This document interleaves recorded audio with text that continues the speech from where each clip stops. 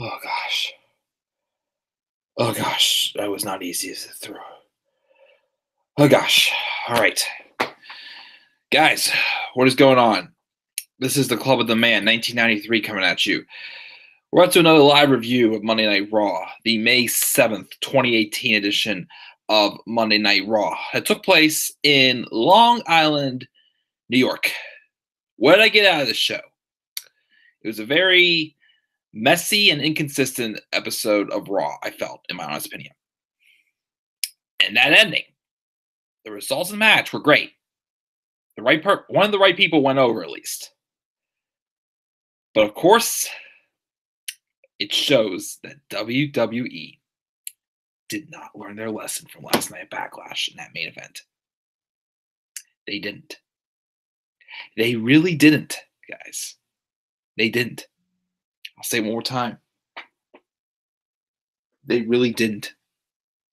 Nope, not at all. So let's just get right into this, guys. Let's talk about this episode of Raw. This episode that had some good points, but had some low points in there. And there was one certain aspect of this show also that did cause me to lower the grade that I was originally going to give for the show, but I lowered it a little bit more because of something else that happened tonight. And I'll be definitely talking about it throughout the show. We're having a lot of chat. T and Couponer, what's up, buddy? Good to see you again. We also got Dakota here also. What's up, man? Well, to answer your question, T and Couponer, I'd say Raw was a little bit better than Backlash. But I wasn't the big fan of this episode of Raw either. It was just an okay episode. Very messy and inconsistent. Some things did not make any sense. And you guys know what's coming at the end. And all I'm going to say is I called it. I called it, well, not from the beginning at the beginning tonight, but like once, a certain promo happened, I called it. WWE is stooped to a new low now because of this. So you guys see the fire in my eyes right now? Yeah, trust me, at the end of this video, they're gonna explode. But let's get right into this review. And let's see what happens. So we started off with Kurt Angle coming out and welcoming us as always and saying how, that they've gone through, WrestleMania, Greatest Royal Rumble, and Backlash. And next up, of course, is Money in the Bank. And they'll have 2 ladder matches for Money in the Bank. One for the men's and one for the women's for each of Raw and SmackDown Live, which he's meaning there that there's only going to be 2 Money in the Bank ladder matches, not 4. 2. 4 superstars from Raw, 4 superstars from SmackDown in each of those matches. So that's what I kind of hope for. 4 from each brand, in one match for the men's and 1 match for the women's. So I'm hoping so. But may I say also, my goodness, that Money in the Bank briefcase for the men's. I mean, the women's briefcase I like, but the men's, that thing's ugly, in my opinion. That green is just ugly. Like, I thought at first, because of their logo, I thought maybe they would, bring back the golden briefcase, the one that Seth Rollins was, with that debut when Seth Rollins was Mr. Money in the Bank, whenever they had just the one world title. And of course, same one that, Sheamus and Dean Ambrose used also. But that green and yellow briefcase with the green of the yellow letters, it looks like somebody literally made that from Play-Doh or something like that. Yeah, I said Play-Doh. I'm going to fire all these weird terms tonight because some other people, 3 people sitting in the commentary booth tonight, fired out some pretty annoying stuff also as well. And I spoiled right there. That's the reason why this show was even worse than I gave it also, because the commentary tonight was so freaking annoying. My goodness, did I really wish I could mute. I was so close to just muting this show because of how bad the commentary was tonight. So you know what? Let's pull out the list since I'm a little bit fired up. And you know what? Let me also, because I didn't get to update it for last night, let me make sure I put down Backlash, because Backlash was awful.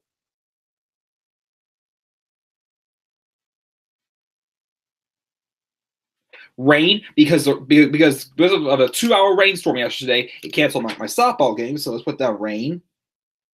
Because I already put down Mother Nature on this list. And let me see here. Which else was? Oh, yeah. WWE commentary team. Because they just drove me insane tonight.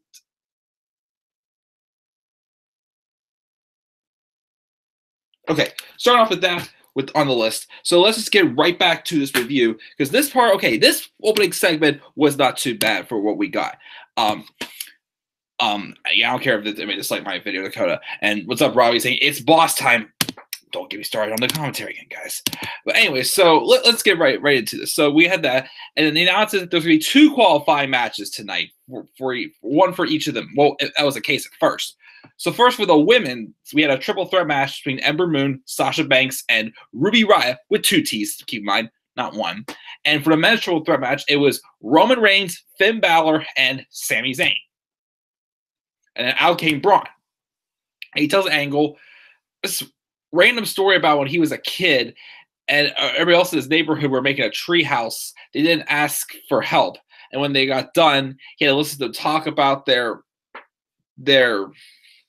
about it. So not only did he destroy their tree house, he waited for them to climb in and knock the whole darn tree down. So pretty much Braun Strowman was saying, I pretty much hurt a bunch of kids. And then Angle would put over Braun's recent accomplishments and says he deserves a shot at Money in the Bank, which I'm thinking, okay, yes, he does. But at the same time, since Braun also is, won the greatest Royal Rumble match, and he pretty much demolished Kevin Owens and Sami Zayn last night, maybe he deserves just to go straight to the Universal title shot, maybe? For crying out loud, maybe he deserves that. He won the greatest Royal Rumble, so doesn't he deserve something? But Roman Reigns gets his ass kicked by Brock Lesnar, and he gets another title opportunity at greatest Royal Rumble, and then Brock wins by, I don't know, I don't get it. Again, all inconsistency. It doesn't matter what you do, as long as you're certain people, they'll handpick your name out of a hat anymore to give these opportunities, because nothing makes sense anymore, guys. Let's put it that way. But anyways, Kevin Owens comes out. And he says that he deserves to be in that match. And he's proven to be the MVP on Raw. He angers the highest rated segments. People chant his name. And more importantly, he's a team player. The wrong man was pinned last night. The decision should be reversed, which it is true. Apparently, Sami Zayn was technically the legal man when Owens was pinned last night by Bobby Lashley in their match. Because of that, the decision has been reversed, and that means Owens deserves a spot in the ladder match without even going through a qualifying match. And the only thing Strowman deserves is to be sent to a timeout corner so he can reflect on how he's been a very bad monster. Really? Angle says he can't just put him in the ladder match, but he's giving Braun a qualifier, and Owens just loses his mind. Strowman tells him he can get these hands, and Owens tells Kurt he's going to treat him fairly and make a decision that keeps in mind that Stephanie McMahon is watching. He should get the right to be in that ladder match. And then Angle's glad he's reminded of Stephanie's watching, but he's not afraid of him because he's making a match between Strowman and Owens for the qualifying match next. So we had the match between Braun Strowman and Kevin Owens. I mean, I'll give them the match wasn't too bad at all. Owens did get some offense in, and of course, Strowman just exploded with as like being the freight train. It's an 18-wheeler just running over the likes of Owens. Well, that's not where he was facing, but he just running around, and then Owens just getting blasted off his feet, like tumbling in the air, pretty much. And heck was okay. So the match again wasn't too bad. Of course, nothing was addressed about it, but Sami Zayn didn't come out though to help Kevin Owens at all due to what happened. Randomly made no sense in their tag match last night, which was just a train wreck. But eventually, Braun does get the win with a power slam, be the first person to qualify for the men's Money in the Bank ladder match. So, of course, we figured that was going to happen. Braun wins, and so that's the first contestant, which I think, yeah, I'm okay with it being in my big ladder match, but again, he deserves to just go straight for the Universal title match. He won the greatest Royal Rumble. Doesn't he deserve something from that?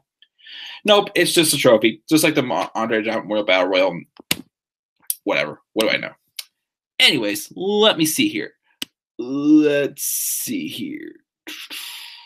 forget the ending of Styles vs. Nakamura for Backlash.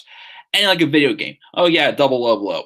That ending ruined the whole match. It did. That was a stupid ending. How the hell do you have a no DQ match and be a count out? Exactly, Robbie. Ask WWE that. And they're stupid writers. We still got to get you in there, Robbie. Yes, I mean, I was hoping for Strowman versus Lesnar for the Universal title at Money in the Bank, but that's not going to happen. A double KO in Mortal Kombat. And ODQ, there's no 10 counts. Everybody have a great night. I have to work until 2:30 a.m. That sucks, TNQ Park. Good hearing from you again, though, buddy. I hope you're doing well. It ends only pinfall or submission. Dakota said, Robbie says, Mike, you excited to see Vanessa Bourne wrestle Dakota Kai on Wednesday? Shouldn't be too bad of a match, definitely. Speaking of NXT, where is my beloved Tainara Conti? Yeah, we haven't seen her for a while, ever since she crossed the line with Nikki Cross, pretty much, if you know what I mean. Reference to Robbie's profile picture here on YouTube. But yes, guys, thank you for the live chat. As always, I'm going to continue rolling here with this. Then we have Roman Reigns, the man of the hour, the man who is probably most hated right now after last night's atrocious main event at Backlash, where everybody walked out on him. So it was interesting to see if WWE would finally learn their lesson and maybe pull the trigger on someone else, maybe, for once. So Roman's interviewed saying his mindset tonight is that he's the uncrowned Universal Champion. He's sick and tired of being screwed. Which, why is he upset about being screwed? Okay, yes, he got screwed at the Greatest Royal Rumble. I get it. He should have been the winner of the match because his feet technically touched the floor first. You know, out of nowhere, the rules change. The WWE is allowed to change the rules whenever they want. It's just like a little kid playing a game of cards or something like that, and they change the rules so they can win. So what do we know? WWE is just a bunch of kids, anyways. He's sick of being screwed. He can't control backstage politics. Of course, that he made some reference that management is holding him back now. Why? Like, that made no sense at all. Like, what do you mean management's holding you back? Just because you even said yourself a month ago, whenever you got this other opportunity against Brock at the Greatest Royal Rumble, that you don't even know why you're getting that opportunity. So how do you think you're getting screwed because of the management? That made absolutely no sense at all whatsoever. When the bell rings, he's in full control and silences the doubters. He's made a career out of silencing the hate. Just ask Brock Lesnar or Samoa Joe. Tonight, he wouldn't want to be Sami Zayn or Finn Balor because he's pissed off and he's going to dominate his yard. So why is he pissed off? He was fine last week. But also he's pissed off after he beat Samoa Joe. Doesn't make any sense. At Money in the Bank, he's going to win the contract and take what's his back. He never won a Universal Championship. If it was the WWE Championship, then yeah, he once had that. But the Universal title, he's never laid a finger on that freaking ugly fruit roll-up. Nope, he has not. Then we have a couple handicap promos with Bayley talking about how nothing would be better than hugging the briefcase. And then Breezango talking about them wanting the briefcase, but they don't seem to understand what it is or how they even get it. There's no way Breezango's going to get that Money in the Bank ladder match. Then we have this random thing with Goldust in Kurt Angle's office quoting a movie, and he wants a shot at being in the ladder match. It's his quest, the ultimate gold. Then here comes Jinder Mahal complaining about his treatment, and Kurt tells him he can't wait until his match tonight against Chad Gable, and if he beats him, he'll be considered for putting him in the Money in the Bank ladder match. And he even mentioned also about Roman getting opportunities. So that's when I heard that, I'm like, wait a second, don't tell me you're going to do this. Don't tell me you're going to do this. I'm like, we'll see. We'll see, though. But just how low I've stooped with WWE's creativity over the past 24 hours, I'm like, they're going to try to do this. They're not going to learn it all from what happened last night, and they're definitely going to take a shot with this. I saw the writing on the wall from when this promo happened. I saw it. No, I'm sorry. It was later on in the night that it happened. My bad.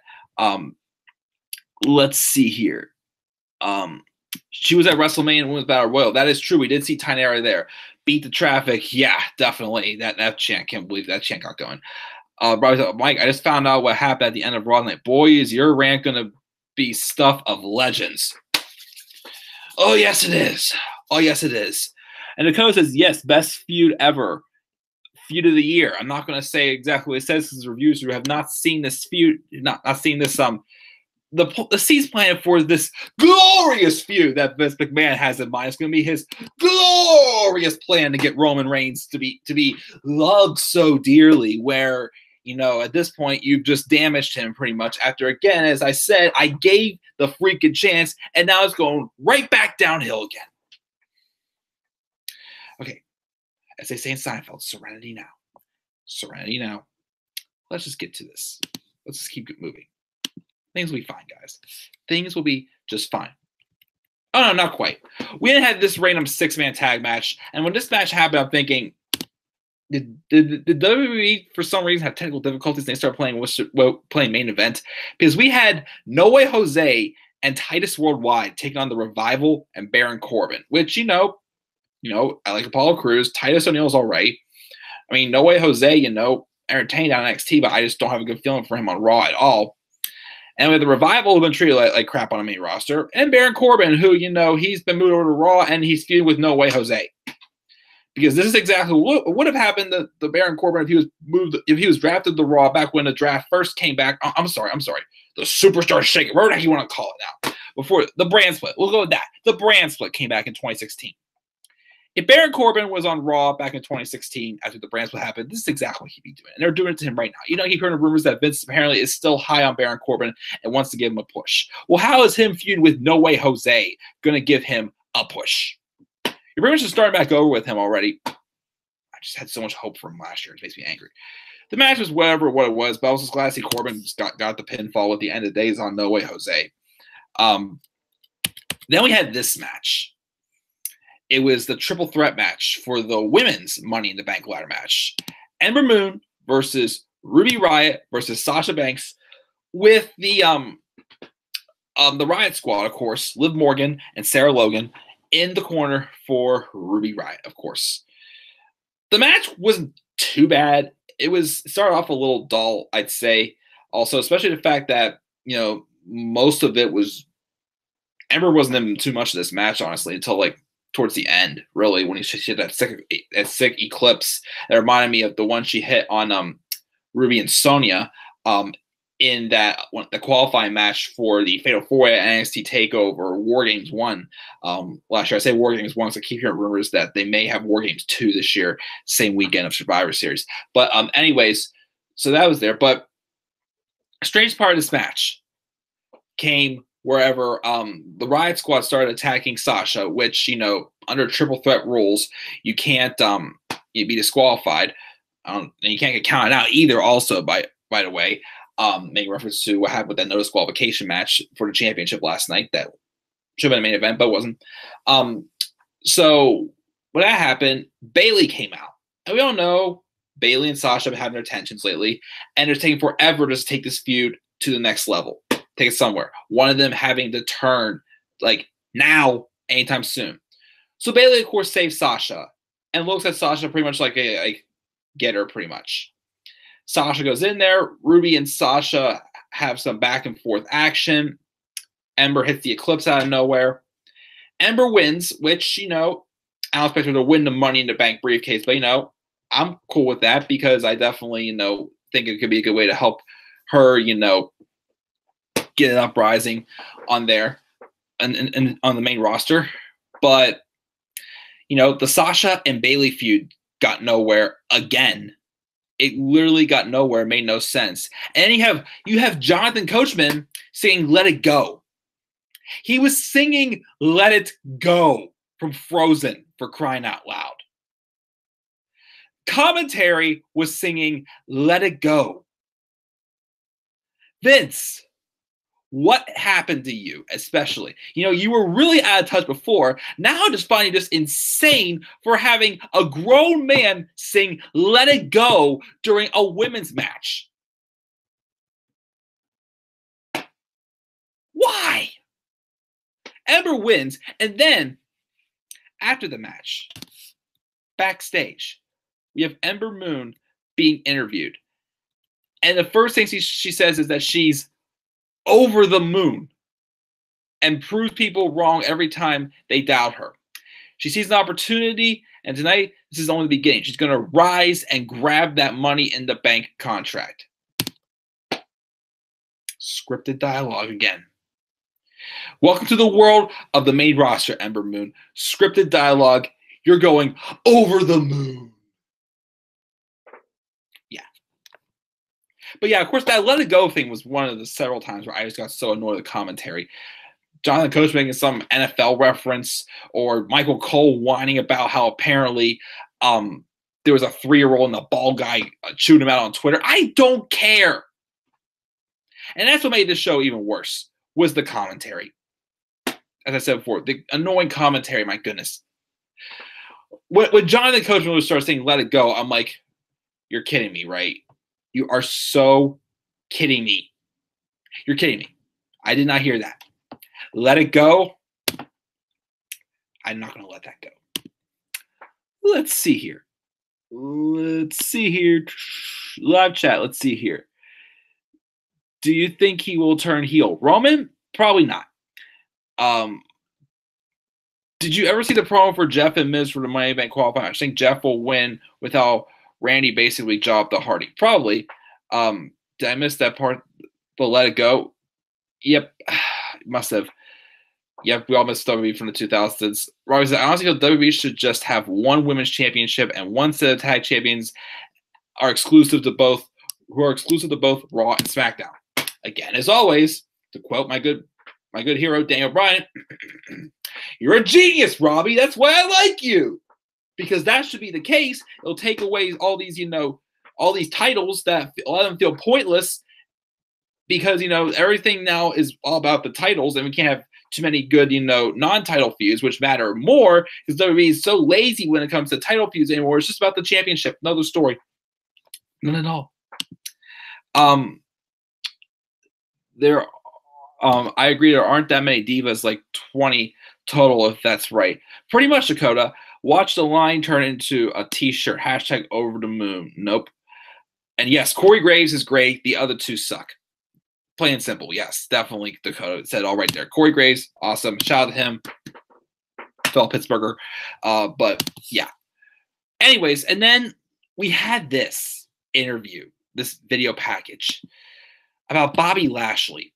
And until it was pointed out to me last night, I didn't realize that Bobby Lashley really hasn't really talked much at all since coming to Monday Night, since returning after a 10-year hiatus from WWE. He hasn't really talked. And I'm like, you know what? You got a good point there. I mean, he did have like a backstage interview, but it wasn't like live. It was just like a fallout interview on YouTube. Pretty much saying he's back for, unfinished business pretty much. Like, okay, but he's not done much ever since besides just tagging with Braun Strowman left and right. So we had this video package and you know what? Didn't start out too bad. It was telling his story about his career, his amateur wrestling background, his time with WWE and his as an MMA fighter. And also him being in the Army and whatnot and all that stuff. So that part wasn't too bad. But then they have an actual sit-down interview with Bobby Lashley and Renee Young. And he starts talking about how he's blessed to have a great family. And which, like, okay, that's stuff that, seems to definitely help people get behind him, come from where the family comes from, his family history and whatnot. But he tends us to talk about his sisters. He has 3 older sisters, apparently, and they used to just, mess around with him. And that's all I got out of this. It wasn't something that, some talking about what brings him to the table. It was just like sitting down at dinner and sharing some goofy experience that happened between you and your sisters. I can do that, talk about a story about my sister and I, but it didn't accomplish anything. It didn't allow you, those who don't know Bobby Lashley, to get to know him again. Especially, those late bloomer fans like me, or people, why did he come back after 10 years? So as he said, unfinished business in a promo that was not, on Raw. It was a Fallout, interview pretty much that wasn't shown, on Raw at all. So they just had him just talk about his sisters. Okay, what else is there to you? Yes, I'm glad to see you have a great relationship with your sister, but you're saying that your sister's just messing around with you growing up is what got you to the WWE. It didn't make any sense. It really did not make any sense there, and it didn't quite help elevate Bobby Lashley. We'll talk about Bobby Roode also shortly, but it didn't quite help him. I feel like allow us to get to know him a little bit more. I mean, yes, he has a wrestling background, pointing that stuff out there. Yes, him with Mini Ari, but the stuff of the sisters, I'm just like, what? it just didn't quite make the cut for me, I feel, in my opinion. Let's see here. Let's see here. Oh, we got Lauren in the live chat. What's up, Boo? Dakota said I thought he was gonna turn heel when Strowman turned his back on him. I thought so too. Oh yeah, Lauren. We will get to that at the end. We will get to that. And Sasha should have won the women's triple threat instead of Ember. Yeah, I mean, I had the idea of, like, I don't know what you guys think of this, but if they would finally get somewhere and further this feud between Sasha and Bayley, I feel like, well, now since Sasha's not going to be in the match, if they put Bayley in there, what if they have a match at, like, either before Money in the Bank or even, like, one, like the kickoff, not the kickoff on a pre-show, but like the first match of Money in the Bank, like 2 or 3 matches before the women's match, be a match between Sasha and Bayley. And let's say if Bayley gets into the Money in the Bank ladder match, let's say if Sasha would beat Bayley, then Sasha replaces Bayley in the Money in the Bank ladder match, something like that, like something like that, just to create some kind of interesting match stipulation. But nah, it's not going to happen. Probably not. That's too good of an idea. Maybe. Sasha won. Lauren said, "Did you hear there are new rumors Cena may be dating Carmella and that he posted a heel turn picture on his Instagram?" I saw the thing on his Instagram, but he's gonna be dating Carmella? What? So now we're gonna have a gender. Oh, yep, we will talk about that. Robbie said, Lashley team up with Braun would only make sense if Lashley engages in a competitive feud with Strowman over which of them is truly dominant. A match between Braun Strowman and Bobby Lashley would be awesome, but I don't know if we're gonna get there. I could see Lashley turning heel. So I'm starting to see it also. Everybody say hello to Robbie. Yeah, Raw was definitely a little bit better than Backlash, but I still wasn't really too impressed. Dakota thinks he needs to stay face. That's completely fine. But yeah, thank you guys for bringing stuff in the live chat. Keep things going. I will keep going. But yeah, so now we're on this backstage segment with Sami Zayn and Kevin Owens.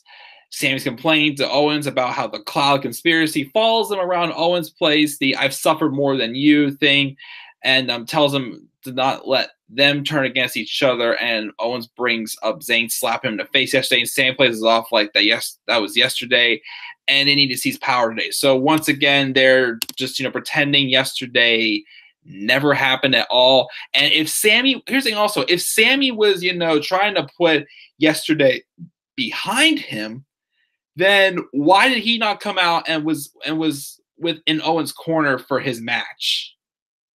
That didn't make any sense at all whatsoever. The best way to do that, though, is to see Ramsey's power is to win the Money in the Bank and then the Universal Championship. Zayn apologizes but says they'll be more sorry if neither of them qualify, and he needs Owens to have his back since 3 ways no DQs. Owens hesitates, but then says that he has his back, but he didn't sound too confident. But that was all we saw from him throughout the night, because Owens did not come out in the main event at all. And Sami wasn't out for the Strowman and Strowman and Owens match earlier on. So what's the point of this now? Especially also, if Owens was not going to be out there, you could have, at least teased, some more tension, like, Sami, or like before Sami came out, said, well, you said I got my back, right? And Owens would be like, no, I didn't, and just shrug him off pretty much. So that felt kind of pointless, honestly, that segment. And then we had Chad Gable versus Jinder Mahal. I'm going to say the match was not as good as it was the other match they had. Jinder wins the match, and then afterwards he starts. Sunil was there just barking at Gable. Gable pushes Sunil, and then Jinder just starts attacking Gable again for no reason. Starts saying, "You see this, Kurt? You see this, Kurt? You see this, and whatever."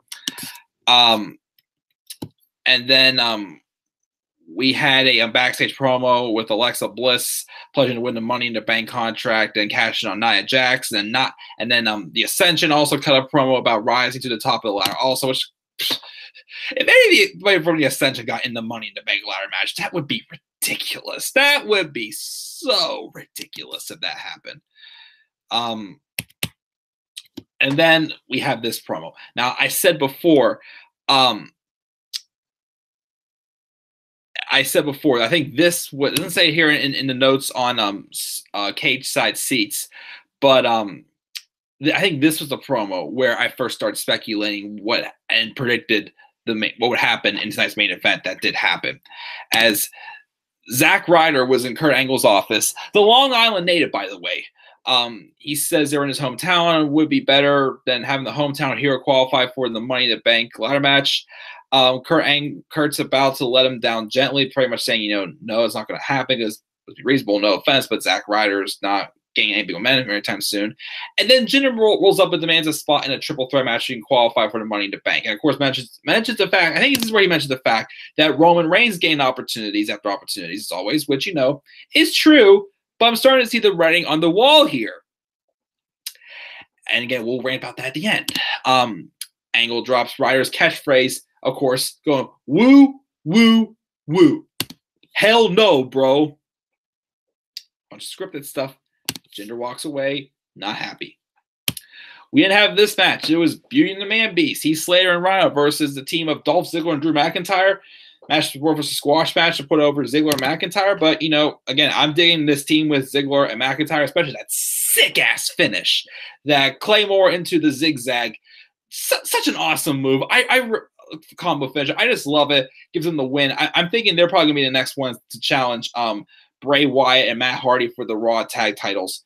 Hopefully, maybe just restore some, momentum into this tag team division. Definitely. So they win with the Claymore zigzag combo. Check out the live chat really quick here.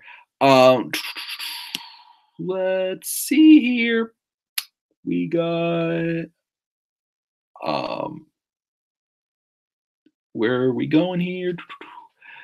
Let's go here. Lauren says, I think Lashley needs a storyline. He definitely does, and not just telling stories about his sisters. Lashley versus Strowman would be money for SummerSlam. Sure. Lauren's giving Raw a C+ tonight. Dakota says he does. Let him take down Lesnar. Ember's talented, but she shouldn't be in a pay-per-view caliber match yet. I was rooting for Sasha. Yeah, I understand. I don't expect her to win Money in the Bank, but at least it could, give her the experience, though, at least for Money in the Bank. I'm so happy Roman lost to Finn. Hopefully Finn could win Money in the Bank this year. Happy with the results, but something else happened I wasn't happy about, though. Roman can't face Lesnar again. Enough. Yes, enough is enough with Lesnar and Roman. I saw something that said the three guys Vince is considering having is Lashley versus Lesnar, Roman versus Lesnar, or Balor facing Lesnar at SummerSlam, with Balor taking the belt back. Well, that'll be awesome. Will Brock face that Money in the Bank? I'm not sure he's going to be at Money in the Bank now or not. Rumors he is, but I'm not sure that's going to be the case now because of where Roman's heading, where Braun's heading, and Finn's going to be in the match. So I thought of another scenario, but I'll mention it a little bit later on. None. So everyone kills him. Oh, man. Brock has been champ 400 days. Please tell me it's not true. 400 long, long days. People left during the main event Backlash last night. You know what? Good for them.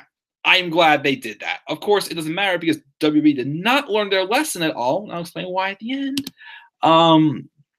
Because I thought Jordan was going to come out and attack when he attacked Gable. I thought so too.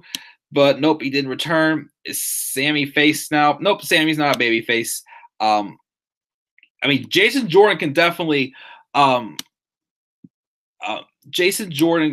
wrestle, but the storyline with him being Kurt Angle's son hasn't really worked out well. And funny thing also is apparently, I think one of the commentators mentioned that Chad Gable is a Kurt Angle lookalike. Honestly, Chad Gable would have worked better as Kurt Angle's son with the Olympic background and everything.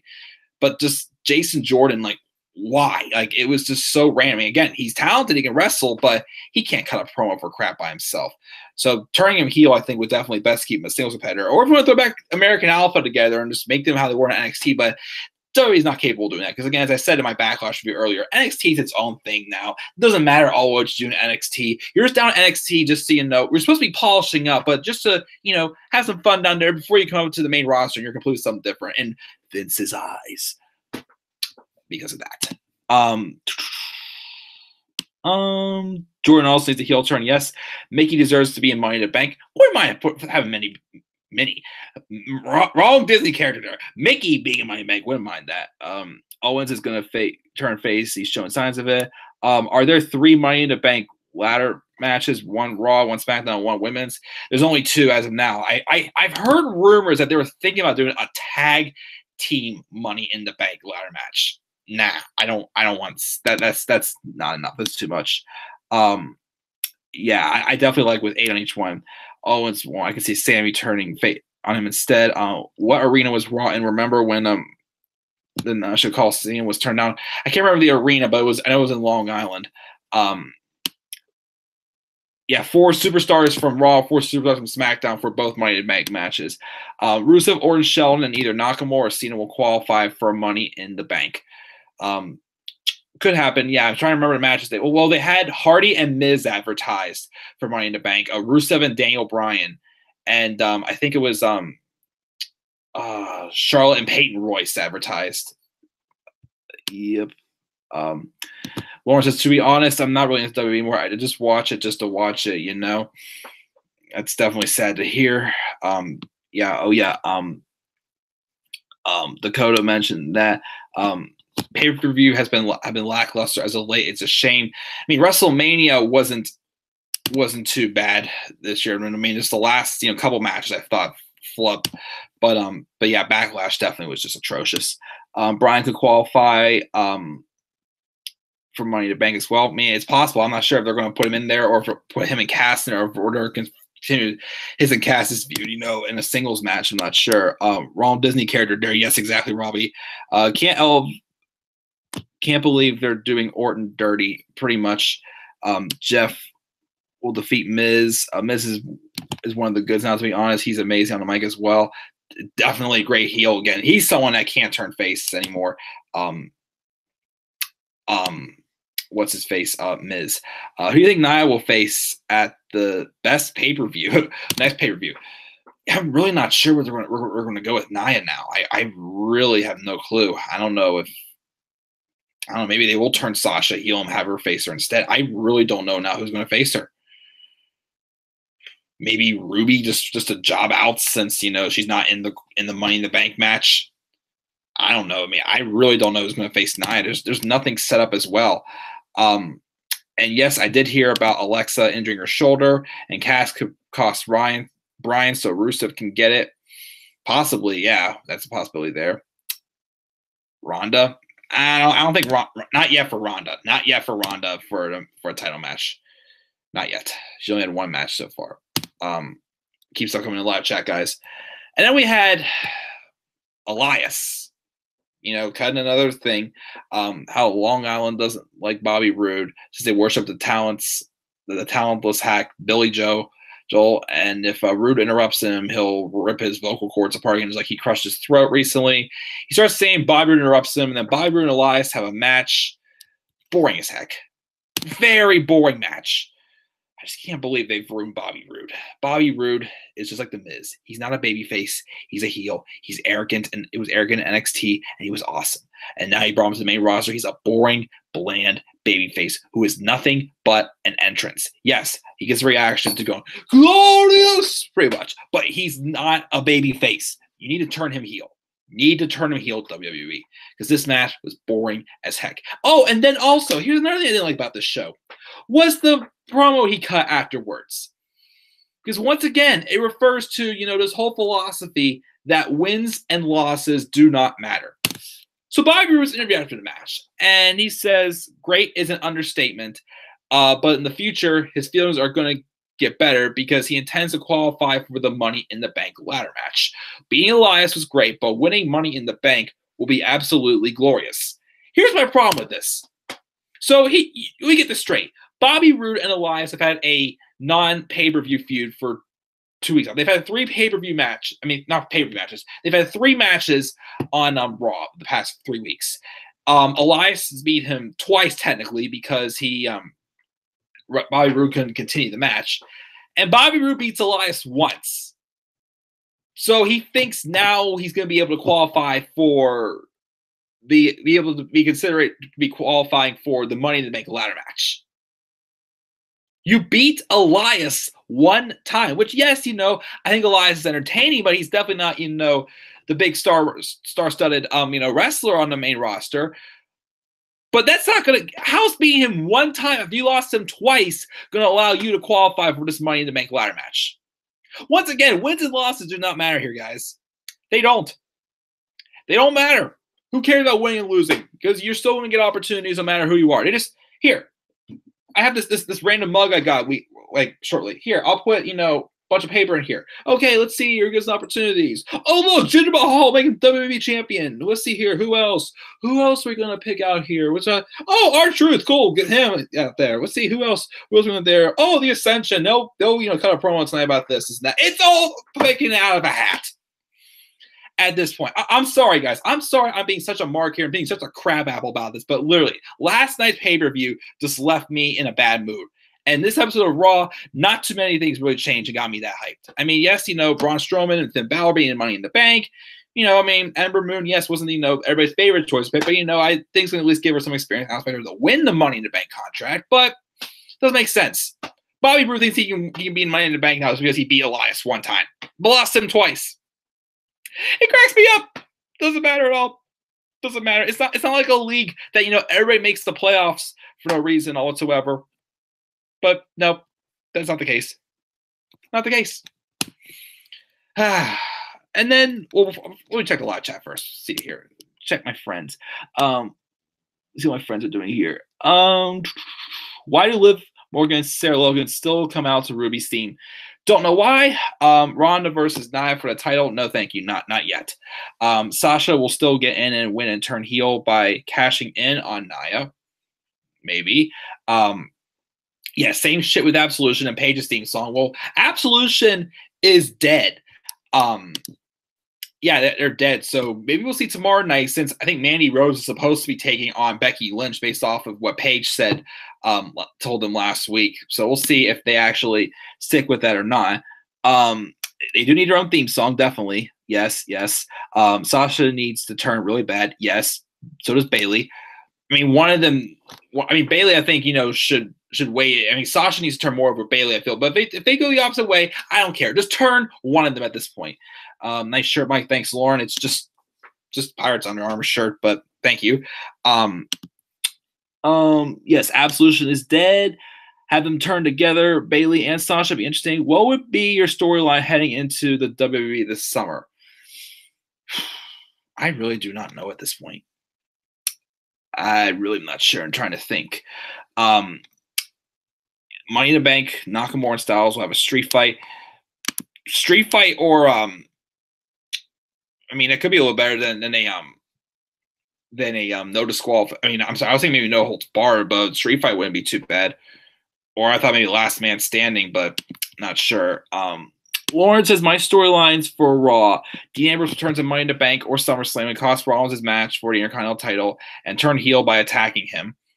Yeah, that probably could be the best thing going right now. I mean, Jason Jordan could also probably fill that void also. I would rather see Rollins and Ambrose. Well, I want Rollins and Ambrose though. If Jordan returns first, which as I said the other night, Rollins has a lot of targets he can pretty much consider right now. Jordan, Ambrose, maybe Balor. Well, Balor's, focusing on Money in the Bank right now. So I guess, it's not going to be the case there. I think eventually we could see that happen, maybe. The rumor about Neville, but it happened. I'm losing the hope with Neville returning again. But yeah, I want Rollins and Ambrose to be saved for, a big pay-per-view like SummerSlam or even next year's WrestleMania. Do I say that? But I think next year's WrestleMania may be a little bit too long at this point with with Ambrose being injured and whatnot. So I don't know if they'll be able to drag the storyline all the way to WrestleMania. That's a good storyline. Do you see that Ty Dillinger is now paired with R-Truth, trying to explain immigration to him? Yeah, I don't get that. It's stupid. Have Bayley and Sasha do a double turn on a pay-per-view or main event on Raw? Sure. I don't know. I heard Rollins is supposed to hold the Intercontinental title longer than anyone in history. Rollins doesn't have to drop the title if he feuds with Ambrose. And again, I'd like to see us elevate Ambrose, and even if Roman eventually becomes Universal Champion or something like that, or even if it's not Universal Champion, I wouldn't mind seeing Roman and Dean have a feud. Heck, maybe I don't know. Having Dean return to attack Roman first. I'm not sure how that would work out at this point. But let's see here. Have Bobby Lashley become an unstoppable, a P and unstoppable stable and win a Raw title. Who would be his partner? Bray Wyatt turn on Matt Hardy. I've heard rumors about that. I don't want Bray Wyatt to go back to being a heel. It's be the same old thing. I want to see him as a baby face, though. Turn Mickey face by having her turn on Alexa. Yeah, you could do that because I still don't get that pairing at all. Turn Bobby Roode heel, yes. A last man standing match can still end the double count out. That is true. The Rock and Mankind can neither one reach the 10 count in the last man standing match. Got a point there. Keep the stuff coming, guys. I'll keep moving on this review. But yeah, speaking of Mr. Seth Rollins, we get him Monday Night Rollins coming out as, okay, commentary did make one good remark that Seth Rollins is red hot right now. And that is true. Seth Rollins is probably, in my opinion, the hottest thing on Monday Night Raw right now. So he gets on the microphone and asks, of course, how long I was feeling. He's feeling pretty good after last night because where you love him or hate him, The Miz took him to his limit. But in the end, he stomped out his dreams of tying the record for the most reigns as Intercontinental Champion, and he stands before you as your proud champion. The one thing you can learn from The Miz is what kind of champion not to be. He wants to be a champion that's here every single night, a champion that The Miz could only pretend to be, a fighting champion. All the buzz tonight is about Money in the Bank, and he knows a thing or two about winning the contract and change your life. But that's not his focus right now. He's trying to make the title on Raw, and maybe you could create an opportunity for someone else. So at first, when he said this, I'm thinking, is he going to want to challenge the Beast for pretty much saying he's going to be making this the title on Raw and whatnot? Honestly, I wouldn't mind that at all. Seth Rollins versus Brock Lesnar for a title match, and Rollins be the one to beat Brock Lesnar for the Universal Championship. I'd be all for that. That's a long shot at this point, but I would like to see that. Of course, I wouldn't want to see Brock win the Intercontinental title. Also, I don't trust that they're going to put the title. I mean, if Rollins was an Intercontinental Champion, which I like the code's idea of having Rollins being have a long reign with that Intercontinental title. I definitely think that would be a great run for him, definitely. But I mean, with him, how hot he is right now, why not even consider Rollins being? Why not even taking a stab at it? Even though, again, they'll probably not have Rollins win.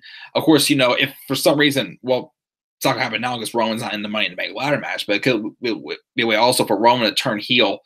But that's just getting way off top. But anyways, I thought first maybe he would tease, want to have a match with Brock Lesnar and show who's a better champion or whatnot. Or even, take the Universal title off of Brock. Who knows? But he said it's an open challenge right now. So I'm thinking, okay, let's see who this could be. Maybe this could be set up better for you going forward. And out came Mojo Rawley. And yes, at first, a lot of people were disappointed. And I was somewhat disappointed also. I'm like, oh, okay. But as I've said before, with this, not the stuff that has been shown on Raw or SmackDown, but, the promos that, he was recording and posting on social media leading up to his pre-show match with Zack Ryder, Clash of Champions, that match actually wasn't too bad. Like, people said it wasn't too bad of a match. I went back and actually watched it. So I definitely think Mojo has potential, as I said before, but they just won't give him the opportunities. So he had him ask the challenge. Pretty much, of course, people were booing him because they wanted Zack Ryder being the Long Island, which, sure, why not give Zack Ryder an opportunity in his town? But they didn't do that. And of course, he's going to knock down Rollins just like he did to Zack Ryder and take the title out of his hands before qualifying for Money in the Bank. And he's going to get to win the contract because this is no longer Monday Night Rollins. It's Monday Night Rawley. So he says he's going to kick his ass, and then we're going to Rollins tells Rawley to kick his ass. So we had this match, Mojo Rawley versus Seth Rollins for Intercontinental Championship. You know what? This wasn't a bad match at all. I mean, I definitely think, again, I know Mojo's not definitely one of the favorites, but I definitely think he's definitely shown potential, and he definitely had a decent performance, I felt, in this match, definitely against Rollins. Like, Rollins did a good job making Rawley look actually somewhat decent and not, like a complete jobber, pretty much. But Rollins did eventually get the win over Mojo with, of course, the blackout. Well, curb stomp, by a lot of people refer to it as the blackout again, because I think that's what the move was originally called before he came to WWE. So he wins at that. But the match wasn't too bad. I'll give it to it. The decent match. Well, I'd say a solid match, I'd say, between these two of them, because, Mojo definitely still has some ways to go. But Rollins made Mojo look a little bit better than expected. So I'll give it credit. The match was definitely good. I wasn't completely upset that Mojo, took the opportunity. But I guess, I don't know if Rollins is going to get a singles feud or if he's going to go for Money in the Bank also. But, we'll see what happens. Or what if he faces the Beast at Money in the Bank? Don't know, but we'll see what happens. Live chat. Let's see what we got there. We got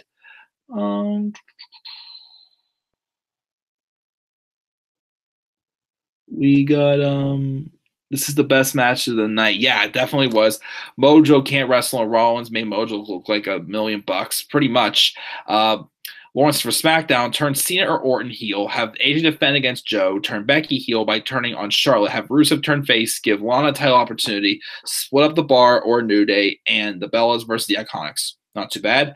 And for Raw to turn Roman heel, which is a long shot at this point, but that would be awesome.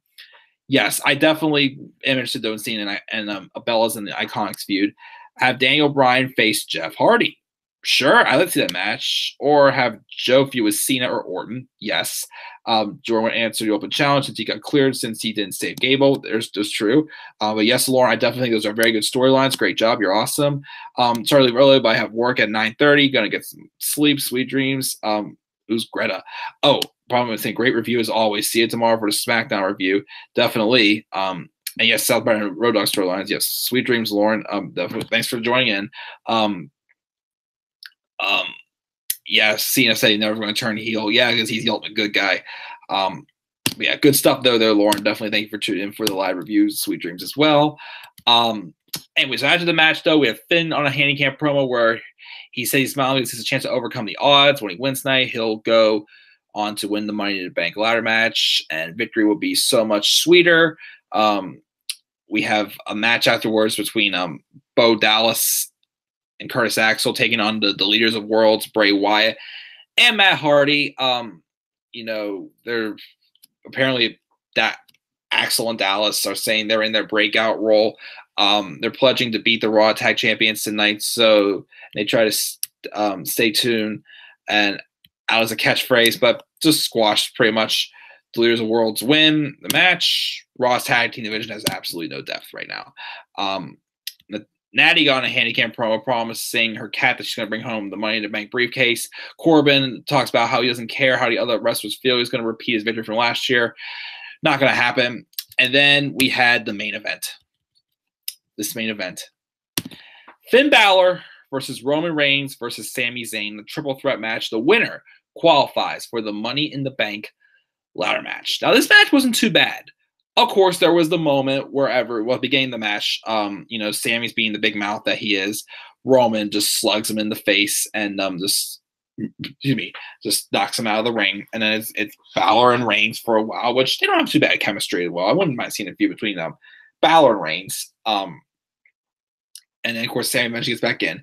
And eventually, out of the blue, Finn and Sammy decide to team up on Roman and beat him down outside the ring. So I'm like, this is typical what we always has. Roman just gets the crap beat out of him, and he comes back and wins as always, because that's just how his matches go.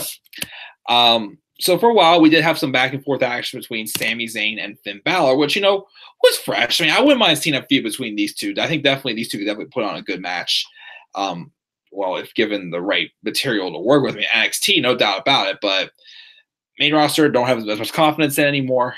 So back and forth action. Eventually, Roman comes back out of nowhere and floors Sami Zayn. Of course, he just goes after Sami because Sami's a heel. Doesn't even bother to think that Finn Balor did the same thing to him. But of course, Finn Balor is the babyface, so he can't hurt him. Balor does eventually start the offense again on Roman, hitting like a nice swing blade. He had a nice counter to when Roman went to hit the spear on Finn. He hit nice swing blade on him, and then eventually he has a Superman punch, but then when he's about to hit himself for a spear though, Roman, after he rolled out of the way from the coup de grace, and then Roman's fired up. Here's the moment we've all been waiting for. The rant of the night. The rant of the night, guys. Because I said earlier, I called it. I called it from earlier in the show. I called it long way. It's happening, guys. The best feud of all time is happening. The greatest feud of 2018. The greatest feud of all time. It's gonna be so great, guys. This is so great. As you know, Michael Cole and all those great commentators say all the time, everything's just great here on Monday Night Raw. Everything's just great in the WWE because Vince is just amazing. He's just cutting the greatest promos ever, talking about over the moon, saying let it go. It's just all great, guys. It's all so great. It's so great, especially this feud that's probably gonna main event Money in the Bank as Jinder Mahal comes out and grabs Roman Reigns by the foot. And because of that, he trips Roman and he gets hit the haluva kick and the shotgun drop kicks out of the top rope pretty much. Roman's kicked out of there. And then Balor goes to hit the coup de grace on Sami Zayn to get the victory. Now, my pick was Finn, definitely, which I'm glad Finn went over. But first off, he couldn't pin Roman. He had to pin Sami. Roman can't take a pin anymore because he's not the eater of pins, as Bray Wyatt was before he decided to team up with Matt Hardy. So Finn Balor wins. Right move. Here it comes, guys. Here it comes. The moment you've all been waiting for. The moment that just proved that WWE literally did not learn their lesson from last night. Last night, as the Lex Man mentioned in his Backlash review, the first time ever WWE's top guy, their greatest creation, as they call it, the guy that they just worship and hand everything to. They had guys like, Hulk Hogan, Randy Orton, or Triple H, or John Cena. That, not all of them, but some people definitely think, got overpushed. And like Brock Lesnar, several others. We've seen some terrible matches from them in their main events. And yes, again, like I said before, they definitely have had their moments where they may have been considered as overpushed. But you know what? Here's one thing they all have in common. They never got a crowd to walk out on them.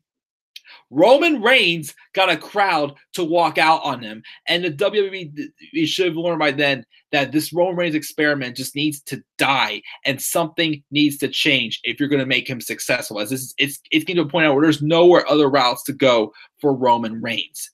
But no, Vince woke up this morning with a very, very great idea. Everybody hates Jinder Mahal, right? Nobody likes him. Everybody hated his title run last year. There is no way that the WWE Universe will want to cheer for Jinder. There's no way they're going to want to boo Roman if he would feud with Jinder Mahal. So we're getting it. Not only does Roman Reigns beat Samoa Joe last night, cuts off all of Joe's momentum, even though it's going to be like, okay, remember earlier in the show I said that wins and losses don't matter? How much would you bet that tomorrow Joe's going to be on SmackDown wanting to, be in the WWE Championship match, and now they're going to make it a triple threat match between Styles, Nakamura, and Joe, where why would Joe be in the match in the first place? Because he lost to Roman. He lost to Roman, but he's probably going to get into the match anyways. And Roman Reigns wins. He claims he overcame Brock Lesnar because of that botched finish, and then we're going to be having him, beat Samoa Joe for no reason whatsoever. And the best route WWE has to go with him now is the feud with Jinder Mahal, the guy who had probably the worst title reign in how many years, how long, I don't know, last year. A guy who they literally, as I've said before, try to make gold from poop. And now they're going to have us, they're trying to have us, cheer for Roman again by having him feud with this guy. This WWE did not learn their lesson last night. They do not care. Literally, the whole arena at this point will probably try to empty, and the WWE will still not care because they're going to still have their money anyways. At this point, have fans not even show for a show. Heck, I'm scared to death now because I paid my friend the money for his Extreme Rules tickets. What if this crap happens again? I'm literally starting to worry about me going to Extreme Rules now. Especially if if this feud goes past Money in the Bank, if we get another match between Roman and Jinder at Extreme Rules, especially if they make it an Extreme Rules match, I'm going to be pissed. They're going this far. Okay, well, this way. If Roman lost the match, then I can maybe swallow this a little bit easier. But they're really doing this. This just shows that WWE does not care, and no matter what happens, they're still going to try to shove Roman Reigns down our throats. Again, the guy that I literally stuck up for when this feud with him and Brock started. And yes, again, I'm going to refer back to what I said earlier in Backlash. If they want to make him the top star so bad, then why don't they actually try to write a good and compelling storyline? Again, you could have done that with Triple H back in 2016, but what happened? No, you couldn't stack any obstacles against him. You had to just hand him a title opportunity after Triple H even said earlier tonight that Roman would get no more title opportunities as long as he is champion. And he just handed him, an opportunity to get an opportunity. Now, he beat, Joe, who's probably, has so much more momentum than Jinder Mahal does. And I'm putting on my arm like Big Cass. So much more momentum, pretty much, than Jinder Mahal has. So the best route for Roman to go after beating Samoa Joe is a feud with Jinder Mahal. This isn't, anything with trying to get, Roman, more momentum going. This is just to give Roman Reigns more attention and more sympathy to have him be cheered. I don't even care if Jinder beats Roman, because I don't even give a crap about Jinder either. If this match main events, here's the thing. If Brock Lesnar is at Money in the Bank, he's going to be, this match is the main event. I mean, it would be nice to have, the men's Money in the Bank match main event, as I feel that should probably main event the show. But you watch. If Brock's not there, they will have Roman Reigns and Jinder Mahal main event that show. Unreal. You're stupid, creative WWE. Not all of you, but a good amount of you are. And Vince McMahon, you've definitely taken my respect for you to even lower low. You don't care about your fans. You're going to continue to, ruin Roman Reigns' career. A guy, again, that I could definitely, again, I believe in Roman Reigns.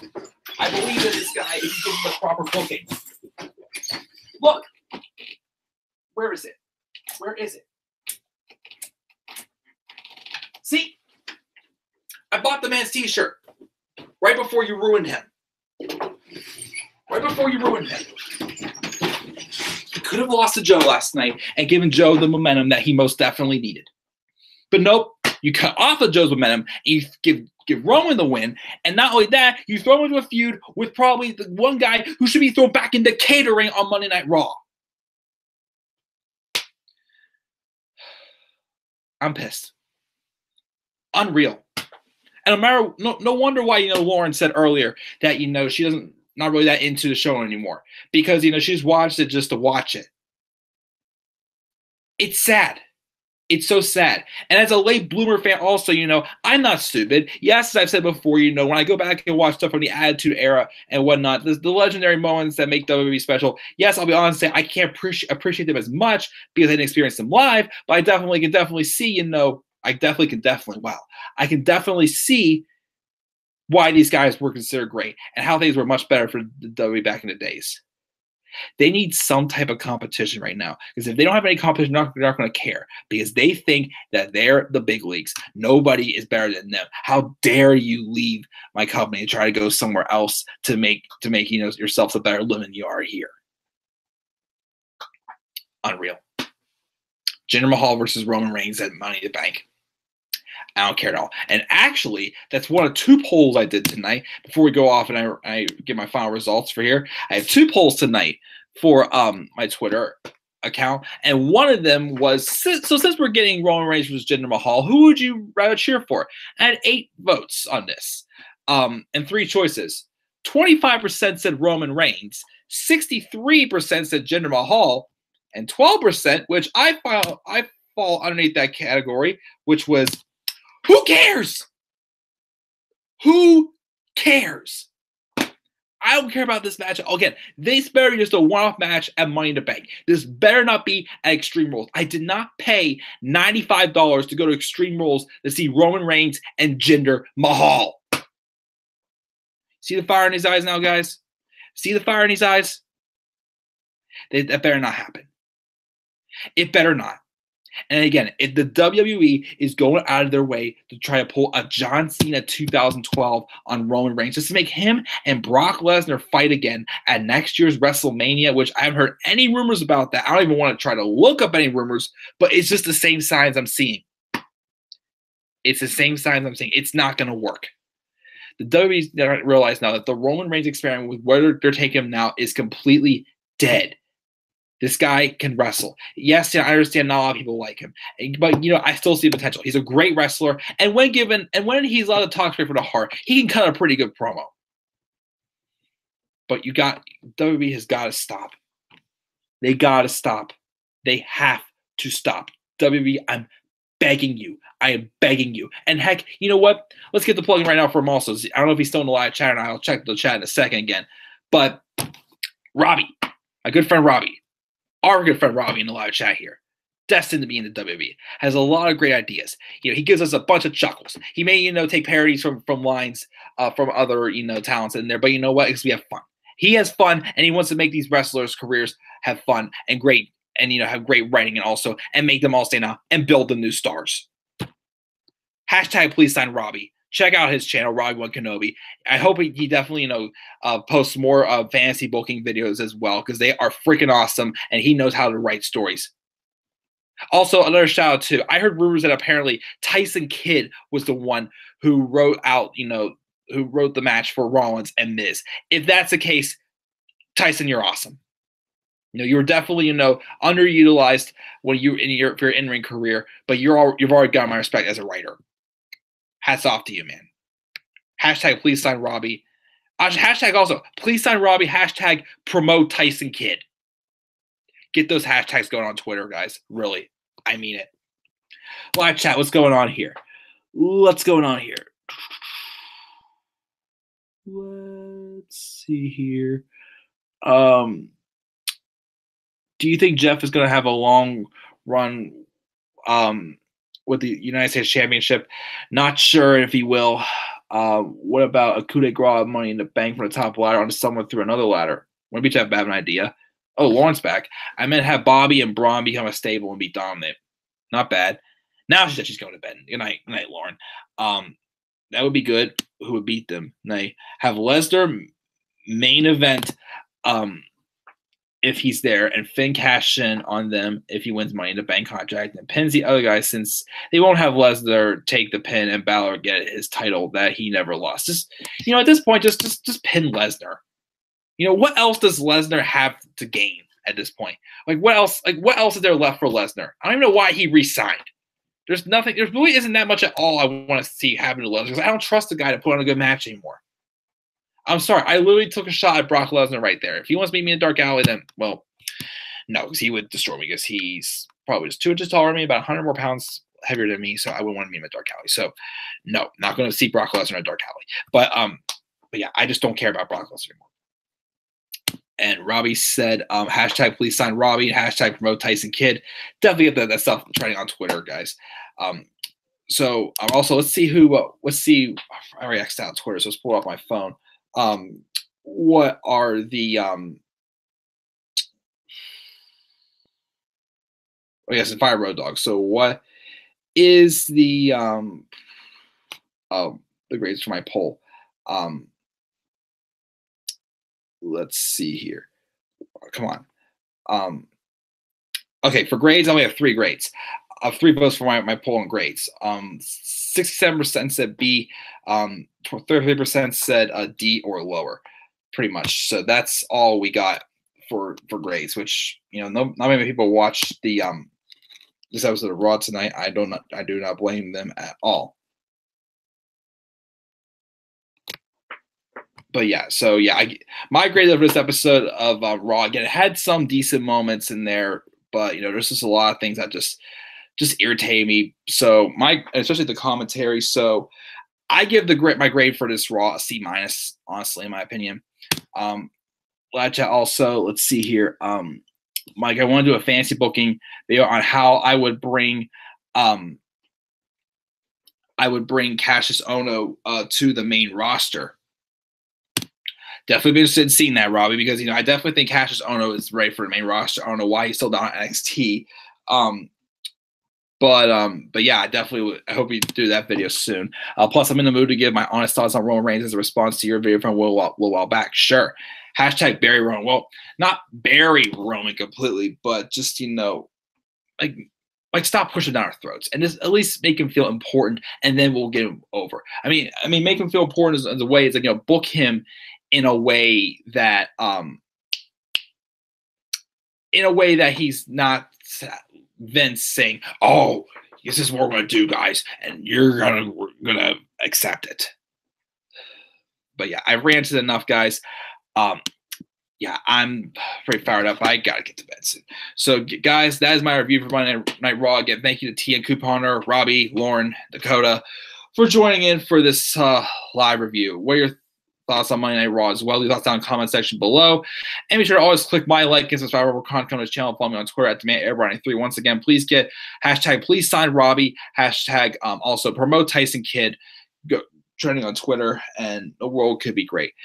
So, guys, I'm out of here. Until then, have a great night. I'll see you guys tomorrow for SmackDown Live. Peace, everybody.